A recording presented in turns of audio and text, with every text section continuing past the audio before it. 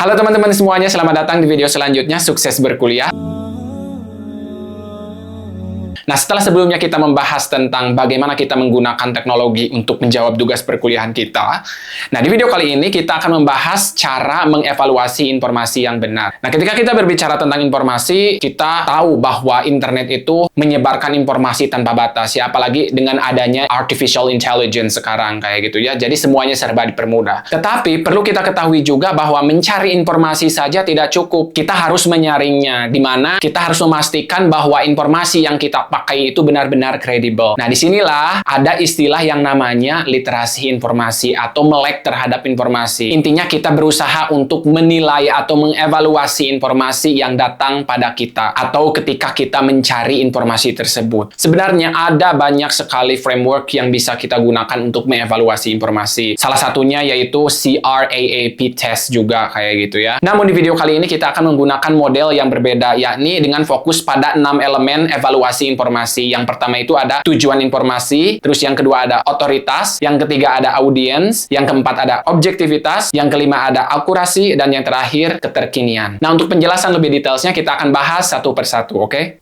Nah, poin pertama yang akan kita bahas yaitu tujuan informasi. Nah, ketika kita mencari informasi, kita harus mengetahui dan memahami tujuan informasi kita, karena setiap konteks tujuannya akan berbeda. Nah, kita di sini sebagai mahasiswa misalnya ya. Nah, informasi yang digunakan itu untuk mendukung argumen akademik kita di dalam kelas misalnya, ketika kita berdiskusi dengan teman-teman dan dosen, seperti begitu. Nah, selanjutnya yang harus kita pahami juga seperti yang sudah saya sebutkan sebelumnya, bahwa tidak semua informasi di internet itu layak dijadikan untuk referensi. Intinya teman-teman harus hati-hati dan lebih menyaring informasi. Misalnya di sini kita harus menghindari informasi dari blog yang tidak jelas tujuannya dan penulisnya pun kita tidak tahu, seperti begitu. Kita harus lebih skeptis karena ketika kita tidak tahu tujuan penulis tersebut menulis di blog tersebut, secara umumnya itu menjadi hal yang questionable. Jadi kita harus benar-benar pahami aspek ini. Nah, bahkan menurut Stebbins tahun 2005 juga, informasi akademik itu harus ilmiah. Jadi ketika kita berdiskusi di dalam kelas dengan dosen, dengan teman-teman kita, argumen kita itu harus berdasarkan dari referensi yang terpercaya. Sebenarnya kita bisa menggunakan blog juga jika si penulisnya tersebut jelas dan memberikan referensi ilmiah. Intinya kita kembali lagi mengingat bahwa sumber informasi juga di sini harus kita pertimbangkan. Nah, poin yang selanjutnya di sini otoritas. Maksudnya itu kewenangan, siapa penulisnya atau apakah dia ahli dalam bidangnya. Misalnya ada seseorang yang mengirim informasi melalui WhatsApp dan kita harus melihat siapa yang menulis informasi tersebut, siapa yang mengirim informasi tersebut, apakah dia ahli dalam bidangnya juga, dan kita harus mempertimbangkan beberapa kriterianya. Nah, selanjutnya kita juga harus memastikan apakah kita tahu latar belakang pendidikan dan afiliasinya. Tidak dipungkiri juga latar pendidikan juga menjadi salah satu faktor untuk meningkatkan kredibilitas dari seseorang, seperti begitu ya. Jadi ketika kita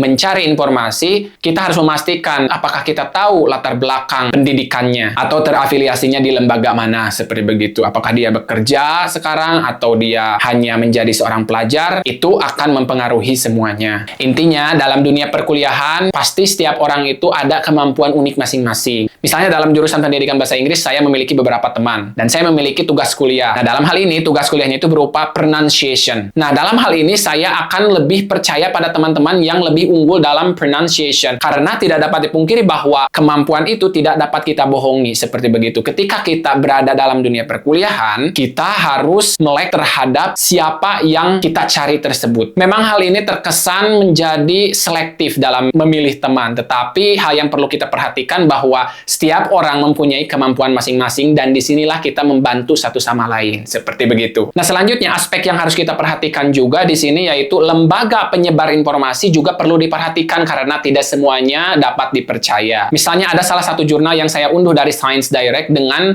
lembaga yang lainnya, misalnya yang kurang kredibel. Apakah saya akan mengambil jurnal ilmiah dari Science Direct atau dari lembaga yang lainnya yang kurang kredibel? Tentunya saya akan mengambil dari Science Direct ini. Jadi intinya lembaga yang mempublikasikan informasi tersebut juga sangatlah penting untuk kita perhatikan, bukan hanya orangnya saja, seperti begitu. Nah, poin yang selanjutnya yaitu audiens. Di sini siapa target dari informasi tersebut? Apakah informasi ini untuk konsumsi pada umumnya atau hanya ditujukan spesifik untuk para akademisi? Jadi itu akan berbeda juga. Mengapa harus kita memahami demikian? Karena informasi akademik akan berbeda dengan informasi umum. Biasanya informasi akademik itu bersifat teknis dan lebih mendalam juga. Nah, seperti yang sudah kita bahas di video sebelumnya juga bahwa informasi akademik ini juga dapat ditemukan di Google Scholar atau database ilmiah yang lainnya seperti Science Direct atau IEEE dan yang lainnya. Nah, sementara itu, informasi publik bersifat umum dan populer. Biasanya dari blog atau media online mudah ditemukan di Google biasa juga seperti begitu. Misalnya situs berita online. Nah, ini kita harus hati-hati karena ini ditulis oleh siapa saja dan dipublikasikan dari media online tersebut. Dan disinilah kita harus berhati-hati dan lebih kritis terhadap informasi yang datang karena disinilah manipulasi informasi bisa terjadi. Mengapa kita harus lebih peduli terhadap informasi yang bersifat ilmiah? Karena seperti yang sudah kita ketahui bahwa informasi ilmiah dilakukan dengan hati-hati atau mengikuti prosedur yang lebih sistematis. Nah, selanjutnya poin yang keempat yaitu objektivitas. Apakah informasi yang disampaikan itu secara netral atau jujur? Nah, di sini ketika kita berada di dunia perkuliahan, informasi akademik harus berbasis bukti, bukan sekedar opini. Jadi ketika kita berdiskusi di dalam kelas pun, bukti tersebut dari siapa? Seperti begitu. Ketika kita berargumen dengan teman-teman, apakah bukti tersebut ada dasarnya dari siapa? Misalnya, ada salah satu kasus di mana kita harus berhati-hati jika mencari informasi seperti ini. Ada studi tentang jus jeruk yang didanai produsen jus jeruk tersebut. Nah, kita harus hati-hati di sini karena bisa jadi informasi tersebut tidak objektif. Mengapa? Karena studi jus jeruk tersebut didanai oleh produsen jus jeruk tersebut yang kemungkinan menjadi berat sebelah atau bias atau dalam bahasa Inggris itu bias. Jadi kita harus hati-hati ketika kita mendapatkan informasi tersebut karena pasti orang yang memproduksi tersebut ada tujuannya juga menyampaikan informasi tersebut untuk tujuan tertentu. Nah, di sini juga sebagai mahasiswa kita harus mulai berpikir kritis terhadap berita yang tersebar di televisi.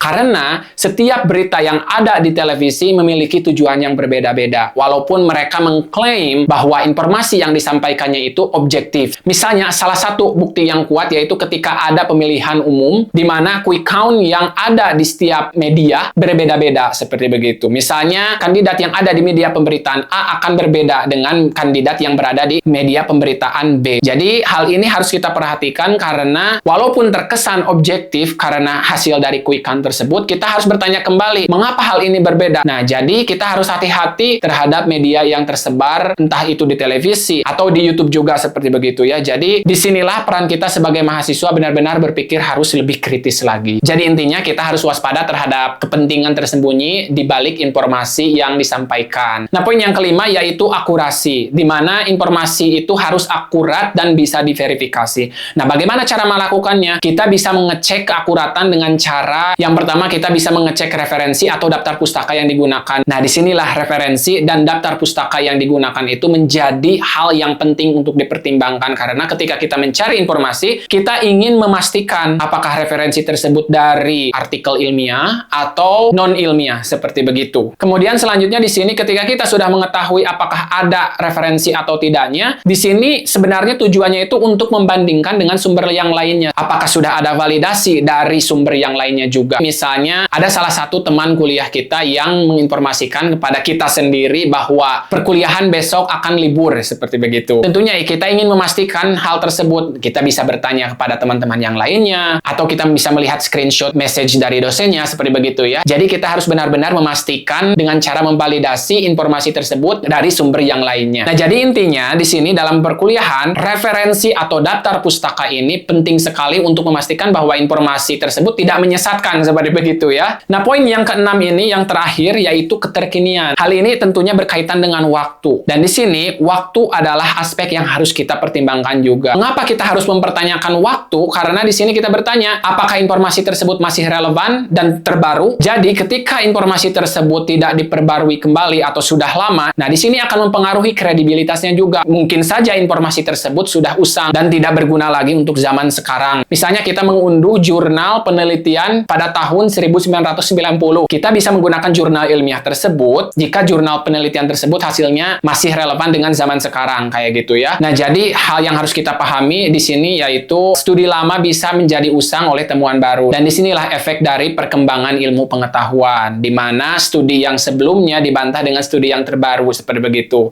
Jadi di sini waktu sangatlah penting untuk diperhatikan. Tetapi pertimbangan dalam waktu juga tetaplah kontekstual seperti begitu, di mana dalam bidang seperti sejarah misalnya, informasi lama bisa tetap valid sebagai sumber informasi primer seperti begitu. Nah, itulah untuk video kali ini. Jadi intinya mengevaluasi informasi itu butuh kebiasaan, tidak langsung bisa. Nah, dengan memiliki kemampuan ini kita bisa meningkatkan kualitas tugas dan tulisan akademik kita nantinya seperti begitu. So that's all for today, dan jangan lupa support this channel. Dan jika teman-teman ingin membaca artikelnya lebih lanjut, saya sudah menyediakan linknya di deskripsi, oke? Bye for now, take care, salam pendidikan.